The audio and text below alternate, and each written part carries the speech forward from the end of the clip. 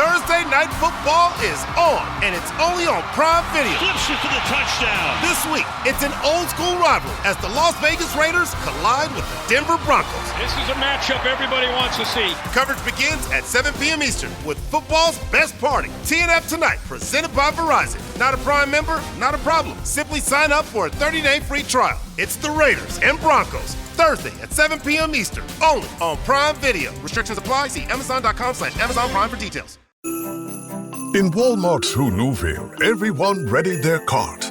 The early Black Friday deals are about to start. Online and in the app, such great deals to explore. Everything you love from tech, toys, and more.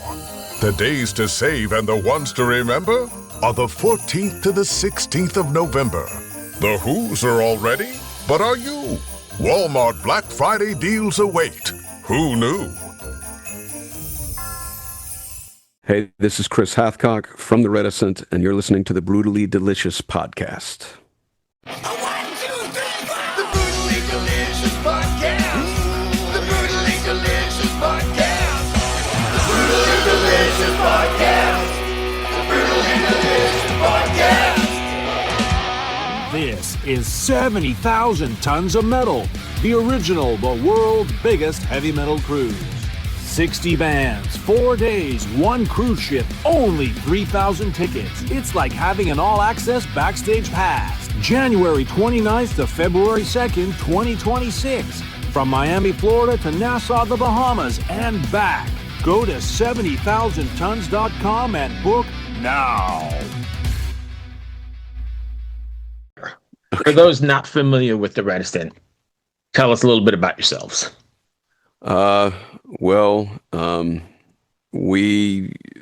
We were assigned the moniker of Prague's most emotionally gut-wrenching band after the last record came out, and I'll take it.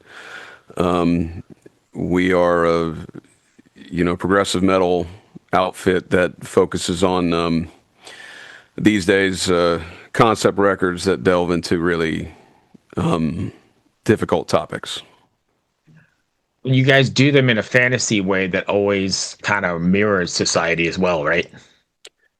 Well, a fan described what we do as tragic autobiographies. So I, like my last album, the Oubliette, there's a lot of samples and quotes from doctors or Alzheimer's patients. It was about Alzheimer's, and while there is some imaginative stuff, like in songs like "The Dream or the Nightmare," we're trying to think what would be going on in the mind of somebody that is suffering from these ailments. On the flip side of that is, a very grounded, visceral kind of realism, to these kinds of things, or like the new album dealing with mental health that we have coming out in November. Lots of quotes from doctors. There's text from the DSM-5. I make reference in lyrics to books such as Night Falls Fast by Dr. K. Redfield Jameson, things like that. So I don't know if fantasy is the word I would use, but we try to look at it from the emotional perspective of the people going through it. Right.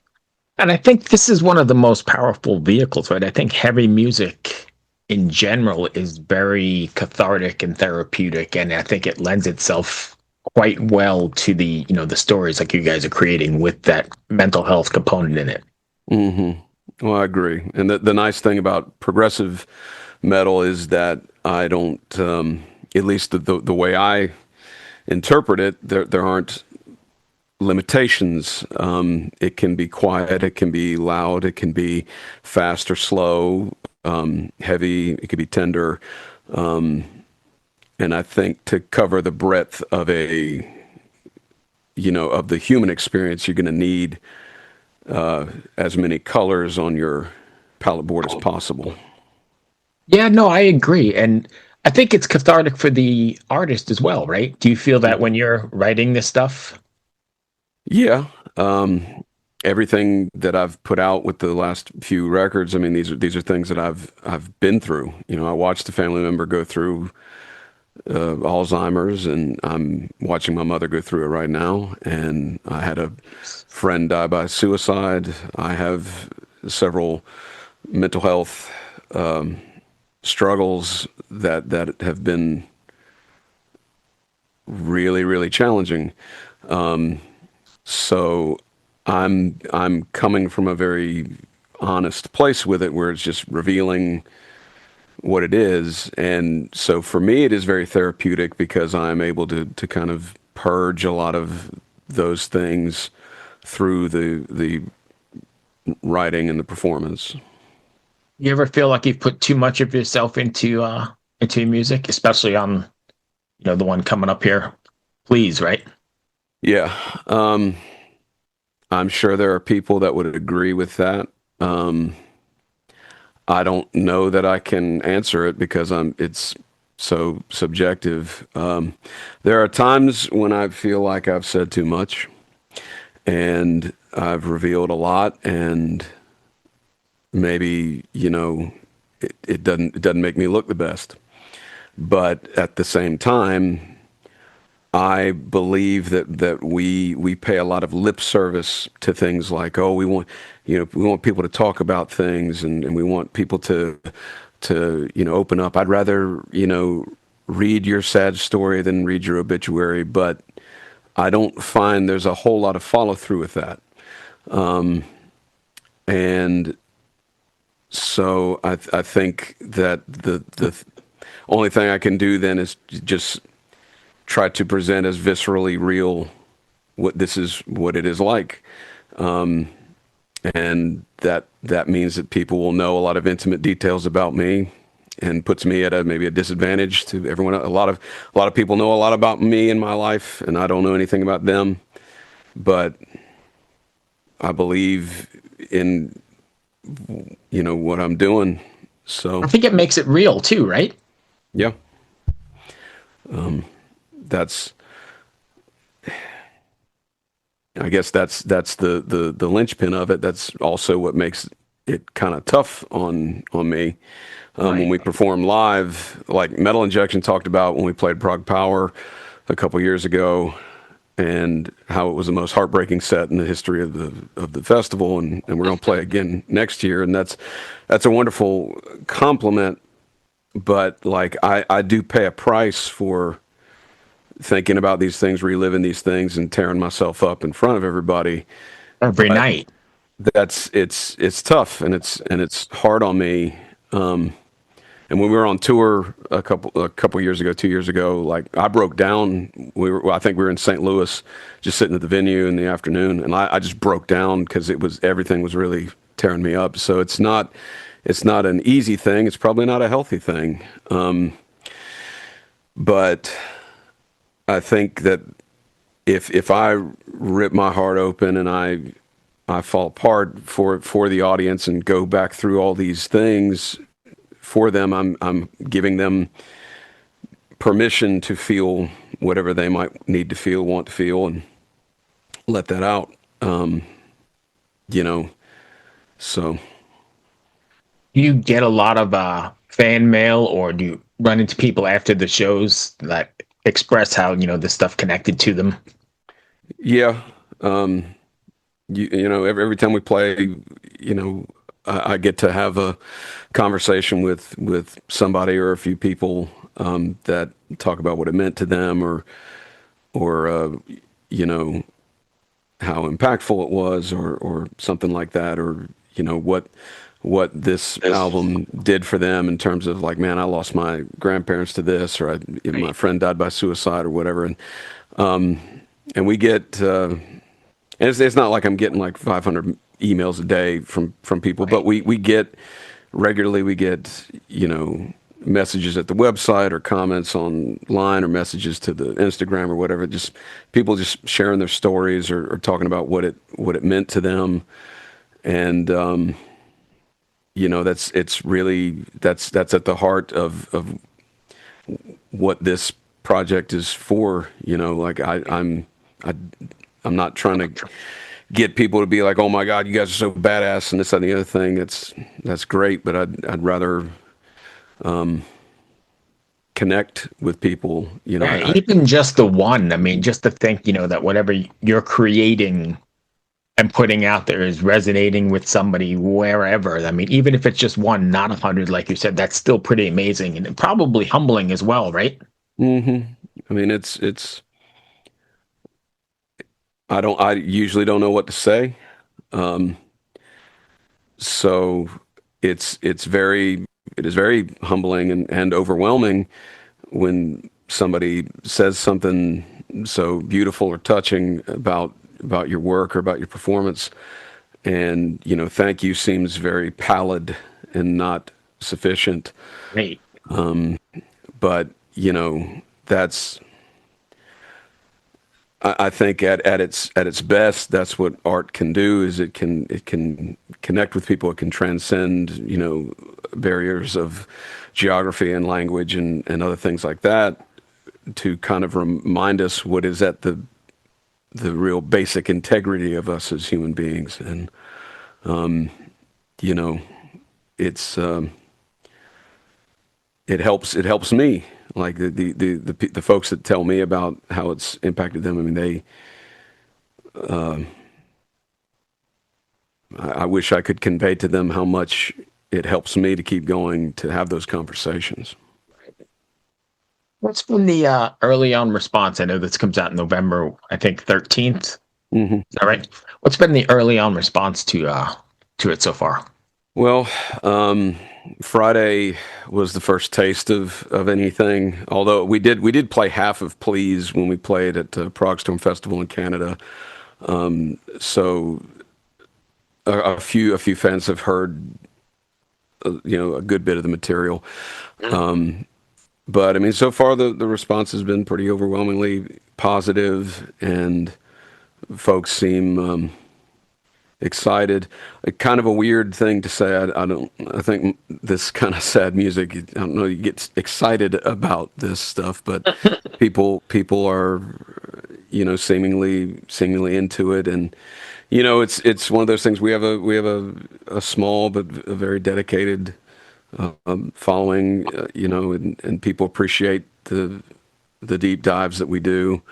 And the video Justin Reich did, I think he just did an outstanding job. I think it looked amazing, and it was our first time doing a video with like special effects, like blood, really? and fire, and all those kinds of things. So it was neat for us just to be on set and watching stuff burn and other things. It was just kind of cool. But it's I think as a statement of intent for Please. It's being received the way we hoped it would. Are you guys writing with the live setting in mind? Like, this will be a good spot for Take It Way Low, or this will be a good spot for a breakdown, or whatever the case may be? Or are you writing the song for the song's sake and then adapting them to the stage? Pretty much the latter. I don't really take a lot of the live thing into account when I'm writing, because I prefer to think of it as, like writing in a classical sense. What best serves this emotion, this story, whatever, and that will determine what sounds to use, what voices to employ, all that kind of stuff. So. And the nice thing is my friend Phil, he sings for a band called No Spoon, who my lead guitarist also plays in that band.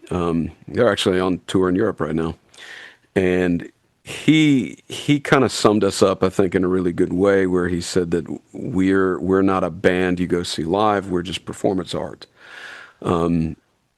Like our Prague Power performance, we played for an hour. And we got to the very last song. By the time we were at the very last song, you could hear a pin drop.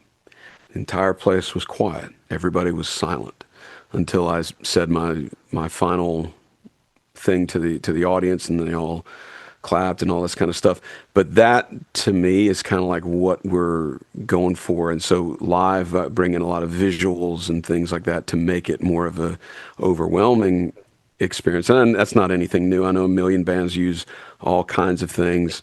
But what I've curated isn't just cool little visuals and like, hey, I said death and now we're going to have a skull appear on the screen. Right. They're calculated to enhance the emotion of what we're talking about. In some cases, they're very, very tough to look at images. But that's the live portion we take into account, is how can we make this a more overwhelming experience and bring everybody into what we're doing. So there's no applause breaks. The set goes from first to last song without stopping. I don't talk to the audience. I don't do any, how's everybody feeling? Let's get it. I do none of that. The first time I speak to you without singing is at the end of the set to thank you. That's it. And that's because we're going to go where we need to go. And if we have to stop and think like, man, I want to see a pit right now, like that's great. And that works for plenty of bands. But if we're going to talk about some of the most destructive things that we've experienced, I don't know that we can maintain that authenticity while also being like, all right, guys, let's have a wild time. So, everything is in service to the song and the experience. And then we'll figure out if we can even do it live afterwards. How difficult is it to sequence a record like this? Because you guys create this ebb and flow, right? And kind of bringing the listeners on a journey. Is it difficult to create that sequence? Yes. I don't know that I got it right. I try my best, and when after I get done writing, I show it to the guys, and I'm like, I think this is the flow, and they may be like, oh yeah, that makes sense, or maybe I don't know, but the idea, as you just said, is journey, take people with you, so you have to think of it like maybe like a script or something. Like how do you keep people engaged, but also what is the logical flow of these things? If we were just writing 6 songs, 10 songs, whatever, and all right, well, let's start with the banger up front, and then we'll do this, and we'll bring it down by the 4th song, and then we'll have another high energy one right after that, so we have this good flow to everything. But if that does not match how this narrative should go, how the journey should go, how the story needs to unfold, then we can't think of it that way. And so I got interviewed by this German magazine a week or 2 ago, and they were talking about how Please starts off really intense and heavy, and then by the end it gets really quiet. And they said, was that intentional? Because I said it was kind of interesting to like taper the record. And I said, yeah. And I said thematically, because to me, that's how depression and things like that feel like, panic attacks and insomnia. These are uncomfortable, this, that, and the other thing. But once depression has you and you're bound by, like, it's flat, it's expressionless, it's just, you feel hollow, and it gets very quiet, and like you just sit in silence. And if you've decided, I don't think I want to live anymore, it's not this wild, intense, end of Freebird kind of, oh man, we got to do all these kinds of things. And it's this, you're almost staring at the ceiling fan, just saying, okay, I think I'm done. And it may not translate to a great record. I'm not here to claim Please is a good record or a bad record. It's just reflective of my experience with these things.